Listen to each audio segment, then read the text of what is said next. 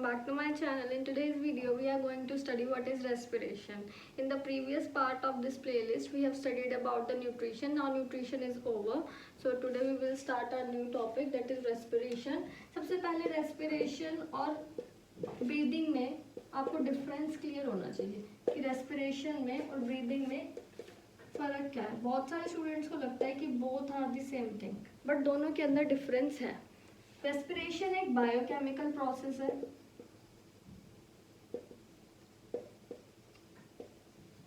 और जो ब्रीदिंग है वो एक फिजिकल प्रोसेस है. अब मतलब क्या है इसका? What is the difference between physical process and biochemical process? Breathing के अंदर सिर्फ दो फिनोमेना अकर हो रहे हैं कि हम CO2 को एक्सेल कर रहे हैं और O2 को इनहेल कर रहे हैं. ठीक है, तो इसके अंदर दो चीजें आ रही हैं, inhalation of O2 and exhalation of CO2. ठीक है, सिर्फ ये फिजिकल फिनोमेना है, इसमें कोई केमिकल रिएक्शन नहीं हो रही है. बट रेस्पिरेशन के अंदर ऐसा नहीं है. रेस्पिरेशन के अंदर हो क्या रहा है? रेस्पिरेशन के अंदर हो रहा है ऑक्सीडेशन ऑफ फूड. अगर आपने केमिकल रिएक्शन एंड इक्वेशन में पढ़ा होगा तो उसमें आपने ऑक्सीडेशन और रिडक्शन जरूर स्टडी किया होगा. इसमें होता क्या है, जो हमारा फूड बनता है, जो हमारा ग्लूकोज है, ग्लूकोज की ऑक्सीडेशन होती है और हमारे पास CO2 H2O और एनर्जी मॉलिक्यूल्स बन जाते हैं. ठीक है, और ये केमिकल प्रोसेस हो गई ना, क्योंकि एक बार जो हमने ग्लूकोज कंज्यूम कर लिया, एक बार उससे जो CO2 और H2O और एनर्जी बन गए, जो ATP मॉलिक्यूल सिंथेसाइज हो गए हैं, प्रोड्यूस हो गए हैं इस ग्लूकोज से, वो ATP मॉलिक्यूल्स वापस इसके अंदर वापस ग्लूकोज के अंदर कन्वर्ट नहीं हो सकते. इसीलिए इस प्रोसेस को हमने बोला केमिकल प्रोसेस. क्यों हमने इसको केमिकल बोला? क्योंकि एक बार जो ग्लूकोज मॉलिक्यूल से ATP मॉलिक्यूल सिंथेसाइज हो गए, वापस से इस ATP मॉलिक्यूल से ये ग्लूकोज नहीं बन सकता. ठीक है, ये इरिवर्सिबल चेंज है, ये रिवर्सिबल चेंज है कि हम बारी बारी O2 इनहेल कर सकते हैं, CO2 एक्सहेल कर सकते हैं, पर इस केस में ऐसा नहीं है. और बायोकेमिकल क्यों बोला? क्योंकि ये जो रिएक्शन हो रही है ये किसके अंदर हो रही है? एक बायोलॉजिकल बीइंग के अंदर हो रही है, ह्यूमन बीइंग्स में, प्लांट्स में. ठीक है, तो इसलिए हमने इसको क्या बोला? Biochemical process. तो I hope that you have understood about the what is the difference between respiration and breathing. ठीक है, अब पढ़ते हैं कि रेस्पिरेशन का मैकेनिज्म क्या है, रेस्पिरेशन में क्या क्या स्टेप्स होते हैं. बेसिकली अगर हम रेस्पिरेशन का मैकेनिज्म स्टडी करें तो उसके अंदर मेन 4 स्टेप्स होते हैं. Steps. The first step is inhalation of O2. The second step would be oxidation of food. The third step would be release of energy as ATP. And the fourth step would be elimination of अब discuss करते हैं इन steps को. ठीक है, सबसे पहले O2 चाहिए. अब मैं अगर आपको बोलूं कि आप खाना खाए जा रहे हो बट आप ऑक्सीजन नहीं ले रहे, तो क्या आपको एनर्जी मिलेगी उस फूड से? कुछ एनर्जी नहीं मिलेगी. क्यों? क्योंकि अगर आपको उस ग्लूकोज मॉलिक्यूल से, अपने फूड मॉलिक्यूल से एनर्जी चाहिए तो उस ग्लूकोज की ऑक्सीडेशन होना मैंडेटरी है, क्योंकि उसके लिए हमें क्या चाहिए? हमें ऑक्सीजन गैस की रिक्वायरमेंट है. ठीक है, अब जो O2 हमने इनहेल कर ली, जो ऑक्सीजन गैस हमने इनहेल कर ली, उससे क्या होगी? उससे ऑक्सीडेशन होगी. ऑक्सीडेशन होने के बाद प्रोडक्ट क्या बनेगा? प्रोडक्ट बनेगा हमारा ATP. बारी बारी बोल रहे हैं ATP है क्या? ATP की फुल फॉर्म है एडिनोसाइन ट्राइफॉस्फेट. ये हमारी बॉडी की एनर्जी करेंसी है. जैसे कि अगर आपको इंडिया में सरवाइव करना है, अगर आपको कोई चीज़ खरीदनी है, कोई काम करना है, तो उसके लिए यू रिक्वायर मनी. ठीक है, यू रिक्वायर रुपीज़. ठीक है, क्यों? क्योंकि रुपीज़ जो है वो इंडिया की एनर्जी करेंसी है. जब तक आप करेंसी का एक्सचेंज नहीं करोगे आपका कोई काम नहीं होगा. बेसिकली हो क्या रहा है कि जो चीज़ें रियल लाइफ में हो रही है ना, कि बिना पैसे के कुछ नहीं होगा, आपका कोई काम नहीं करेगा. अगर आपको कोई प्रोडक्ट चाहिए, अगर आपको कोई भी सर्विस चाहिए, तो you require money for that, you require the energy currency. Currency के एक्सचेंज होने के बाद ही आपका काम होगा. सेम हमारे बॉडी के अंदर होता है कि अगर मुझे हैंड भी मूव करना है ना, अगर मुझे मसल मूव करनी है, तो इसके लिए ATP खर्च हो रही है. अभी जो मैं बोल रही हूँ, मैं आपको एक्सप्लेन कर रही हूँ, इसके लिए ATP खर्च हो रही है. ठीक है, तो कोई भी काम अगर बॉडी को करना है तो बॉडी को क्या चाहिए? उसके लिए ATP चाहिए. चाहे कोई चीज़ का ट्रांसपोर्ट करना है, एक्टिव ट्रांसपोर्ट, पैसिव ट्रांसपोर्ट आपने पढ़ा होगा। पैसिव ट्रांसपोर्ट में एनर्जी नहीं लगती, एक्टिव ट्रांसपोर्ट के अंदर एनर्जी लगती है, ठीक है। कोई भी मसल मूवमेंट है, कुछ भी है, speaking, running, everything requires energy. इसका मतलब हर एक प्रोसेस के अंदर बॉडी में जितनी भी प्रोसेसेस हो रही है उसके लिए क्या चाहिए, एटीपी इज रिक्वायर्ड, ठीक है। हाँ, तो थर्ड स्टेप हो गया हमारा, एटीपी बन गई। और लास्ट स्टेप हमारा क्या हो गया, जो CO2 है उसकी एक्सहेलेशन होगी, उसकी एलिमिनेशन होगी। ये तो बात हो गई मैकेनिज्म की। अब हम डिस्कस करेंगे कि क्या क्या मेन जो 3 स्टेप है रेस्पिरेशन के, केमिकल लेवल पे, रिएक्शन लेवल पे जो होते हैं। 3 स्टेप्स हैं, glycolysis, Krebs cycle and terminal oxidation. पहले हम स्टडी करते हैं कि जो रेस्पिरेशन फिनोमेना अभी हमने पढ़ा, जो बायोकेमिकल प्रोसेस के बारे में हमने पढ़ा, उसकी जर्नल रिएक्शन क्या होगी, ठीक है। बिल्कुल फोटोसिंथेसिस का ना उल्टा करोगे ना, उसके रिएक्टेंट्स को प्रोडक्ट बना दो, उसके प्रोडक्ट को रिएक्टेंट बना दो। ग्लूकोज है ये हमारा, ग्लूकोज की क्या होती है, ऑक्सीडेशन हो गई, है ना। हमें क्या मिला, CO2 6H2O प्लस 38 ATP, ठीक है। ये जो 38 ATP है, ये है यहाँ पे मेन हीरो, ये चाहिए हमें। किससे चाहिए, इससे चाहिए। और कौन इसको कन्वर्ट करे, कौन देगा हमें ATP, ये ऑक्सीजन, ठीक है। तो बेसिकली इसके अंदर क्या हुआ, ग्लूकोज की ऑक्सीडेशन हुई तो हमें प्रोडक्ट्स क्या मिले, हमें 3 प्रोडक्ट मिल गए, CO2, H2O और ATP। कितने ATP मिले, 38 ATP मिले। कोई भी रिएक्शन को अनबैलेंस्ड नहीं छोड़ते। तो अगर आप ध्यान से देखोगे तो फोटोसिंथेसिस में क्या होता था, ये हमारे रिएक्टेंट होते थे, ATP नहीं लगता था उधर, ठीक है। ये हमारे रिएक्टेंट होते थे और ये हमारे प्रोडक्ट होते थे। तो बिल्कुल उल्टा कर दो। फोटोसिंथेसिस क्या थी, एंडोथर्मिक थी क्योंकि हीट एब्जॉर्ब हो रही थी। इसमें क्या हो रहा है, एनर्जी निकल रही है। तो ये कौन सी प्रोसेस हो गई, रेस्पिरेशन इज एक्सोथर्मिक। याद रखना कि आ भी जाता है कि why, how can you call respiration and exothermic process, okay, an exothermic reaction, ठीक है। तो ये बात हमेशा याद रखना कि how can you call respiration and exothermic reaction, okay। तो अब बेसिकली डिस्कस करेंगे कि क्या क्या जो 3 स्टेप की बात हो रही थी, कौन कौन से 3 step, glycolysis, Krebs cycle and terminal oxidation. अब उनको डिस्कस करेंगे। Glycolysis, Krebs cycle, terminal oxidation.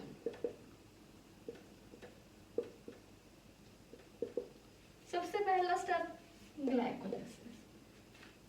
कोई भी वर्ड आए, मैंने आपको क्या सिखाया था, बड़ा वर्ड आए उसको ब्रेक करना है हमें, इसको तोड़ते हैं। ग्लाइको, ग्लूकोज, लाइसिस मतलब ब्रेकिंग। सबसे पहले हमें क्या करना है, ग्लूकोज को तोड़ना है। तो लिख लेते हैं अपना C6H12O6। ये हमारे कितने कार्बन कंपाउंड है, 6 कार्बन कंपाउंड है। अब क्या होगा, हमें करानी है इसकी ब्रेकिंग। ये किस में कन्वर्ट होगा, टूटने के बाद पायरुविक एसिड में। पायरुविक एसिड को आप पायरुवेट भी बोल सकते हो, कंफ्यूज मत होना इसके अंदर कि ये क्या है और ये क्या है, ये एक ही चीज के 2 नाम है। अब ये स्टेप होने के लिए कितने ATP खर्च हुए। अब हमें तो पता है फाइनली हमें ATP मिलने वाले हैं, पर एक ये होता है ना कि अगर बिजनेस स्टार्टअप करना है, बिजनेस से चाहिए प्रोडक्ट, चाहिए मनी, अगर आपको चाहिए तो उसमें थोड़ी इन्वेस्टमेंट भी तो लगेगी। तो वही सेम चक्कर यहाँ हो रहा है, 2 ATP खर्च होंगे और इस स्टेप के एंड में आपको कितने ATP मिलेंगे, 4 ATP मिलेंगे। तो अगर मैं नेट ATP निकालूं इस स्टेप के अंदर तो मेरे कितने निकलेंगे, 4 ATP मिले मुझे, 2 ATP खर्च हुए। तो टोटल मेरे नेट ATP कितने मिले मुझे, 2 ATP। जैसे नेट प्रॉफिट निकालते हैं ना, वैसे नेट ATP निकालते हैं, ठीक है। तो ये स्टेप होने में हमें ग्लूकोज से हमें क्या मिला, पायरुविक एसिड मिला। और ये सब कुछ होता कहाँ पे है, ग्लाइकोलिसिस कहाँ होती है, ग्लाइकोलिसिस होती है साइटोप्लाज्म के अंदर। जो हमारी सेल का साइटोप्लाज्म होता है, जो लिक्विड पार्ट होता है, वहाँ पे हमारी ग्लाइकोलिसिस टेक प्लेस करती है। हमें मिल गया ग्लूकोज से पायरुविक एसिड। कितने मिलेंगे अब आप बताओ, ग्लूकोज में कितने कार्बन है, 6 कार्बन। मैं आपको एक हिंट दे देती हूँ, पायरुविक एसिड में 3 कार्बन होते हैं। तो अब आप बताओ 6 कार्बन कंपाउंड जब 3 कार्बन कंपाउंड में टूटेगा तो कितने मिलेंगे, 2 ही मिलेंगे ना। मतलब आपके पास 6 चीजें हैं, 3 में डिवाइड करोगे तो 2 जगह ही तो डिवाइड होगी। समझ में आया ये वाला स्टेप? तो एक ग्लूकोज मॉलिक्यूल से हमारे कितने पायरुविक के मॉलिक्यूल बने? 2 मॉलिक्यूल बने, ठीक है। तो एक ग्लूकोज के मॉलिक्यूल से 2 पायरुविक एसिड के मॉलिक्यूल, क्योंकि एक ग्लूकोज के अंदर 6 कार्बन होते हैं, एक पायरुविक एसिड के मॉलिक्यूल में 3 कार्बन होते हैं, ठीक है। ये वाली चीज तो हमारी यहाँ पे खत्म हो गई। ग्लाइकोलिसिस सबके अंदर कॉमन स्टेप है, चाहे वो ह्यूमन है, चाहे वो प्लांट्स है, चाहे वो यीस्ट है, चाहे एनिमल्स हैं, सबके अंदर, चाहे हमारी मसल सेल्स की बात हो रही है, कहीं पे भी ग्लाइकोलिसिस हो रही है, सेम यही चीज होती है। और होती कहाँ पे है? Site of glycolysis is cytoplasm. तो site of glycolysis is cytoplasm, ठीक है। समझ में आई ये वाली बात? अभी तक हुआ क्या है? 6 कार्बन कंपाउंड था हमारा ग्लूकोज, टूट गया पायरुविक एसिड के अंदर, जो हमारे 3 कार्बन कंपाउंड है, तो 2 मॉलिक्यूल बन गए हमारे पायरुविक एसिड के। अब आगे इसकी क्या फेट है? इस पायरुविक एसिड की ये जो 2 मॉलिक्यूल बने हैं, इनके साथ होगा क्या? इसकी क्या फेट है? फेट मतलब किस्मत, कि इसका आगे नसीब क्या है, ठीक है। इसके साथ क्या होगा वो अब हम डिस्कस करते हैं। अब हम डिस्कस करेंगे कि जो 2 मॉलिक्यूल पायरुविक एसिड के बने थे उसकी क्या फेट होगी, उसकी क्या किस्मत होगी, ठीक है। तो सबसे पहले हमारे पास क्या आते हैं? हमारे पास था ग्लूकोज, ग्लूकोज से हमारा बना पायरुविक एसिड, जिसको हम पायरुवेट भी बोल सकते हैं। कितने बने? 2 बने।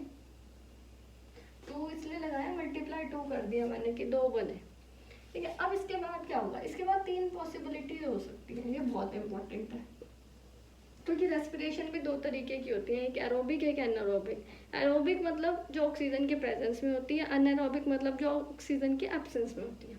तो इसके बाद तीन पॉसिबिलिटीज हो सकती है, 3 फेट हो सकते हैं इस पायरुविक, या तो ये इस रास्ते जाए, या ये इस रास्ते जाएगा, या ये इस रास्ते जाएगा, ठीक है। डिपेंड करता है कि ये जो प्रोसेस हो रही है ये कौन से बीइंग के अंदर हो रही है, ये प्लांट में हो रही है, ये यीस्ट में हो रही है, ये हमारे मसल सेल्स में हो रही है, ये हमारे ह्यूमन बींग्स में हो रही है, हो कहाँ रही है ये, ठीक है। सबसे पहले बात करते हैं पहली पॉसिबिलिटी की, भरपूर ऑक्सीजन है, ठीक है।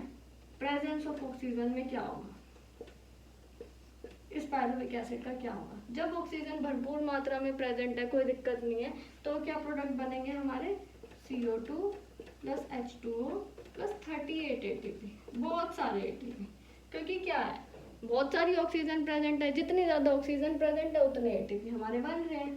तो ये जो प्रोसेस होती है, ये जो स्टेप है, इस स्टेप को हम बोलते हैं क्रेब्स साइकिल। और ये होता कहाँ है? इसकी साइट कहाँ है? इसकी साइट है माइटोकॉन्ड्रिया।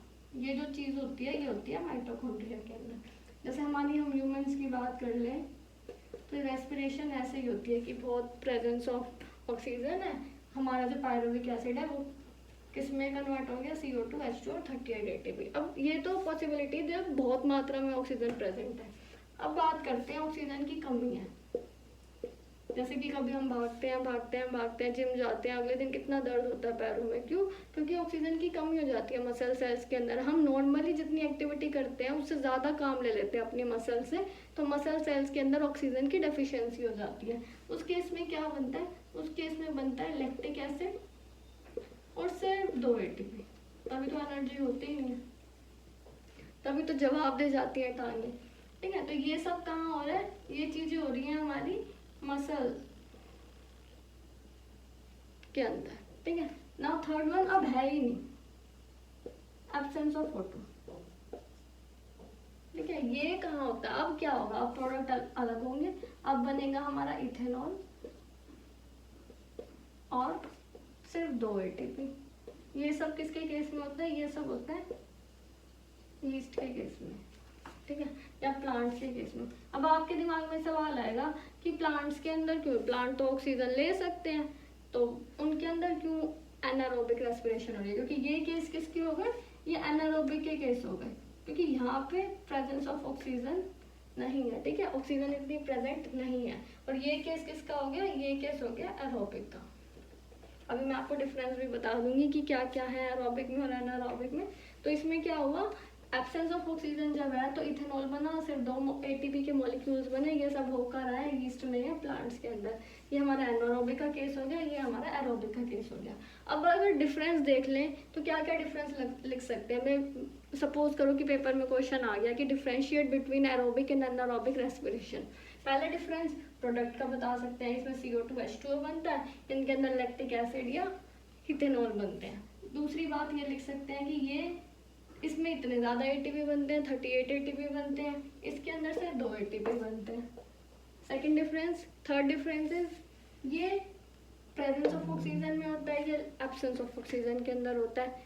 फोर्थ डिफरेंस, ये ह्यूमन बींग्स वगैरह के केस के अंदर होता है, ये प्लांट्स और यीस्ट के केस के अंदर होता है। ठीक है, तो इस तरीके से आप डिफ्रेंशिएट कर सकते हो एरोबिक और अनएरोबिक के अंदर। अब हमारा क्रेब्स साइकिल का स्टेप भी हो गया। थर्ड स्टेप जो हमारा था वो डिस्कस करते हैं। थर्ड स्टेप था टर्मिनल ऑक्सीडेशन, और ये सबसे इंपॉर्टेंट क्वेश्चन और किस तरीके से पूछा जाता है, explain the pathways in which glucose break down take place. ठीक है, तो उसमें आपको पूरा एक्सप्लेन करना पड़ेगा कि 3 पाथवेज होते हैं, या तो ये सिनेरियो ऑप्ट कर सकता है, या ये कर सकता है, या ये कर सकता है। Let us now discuss the third and the final step of respiration.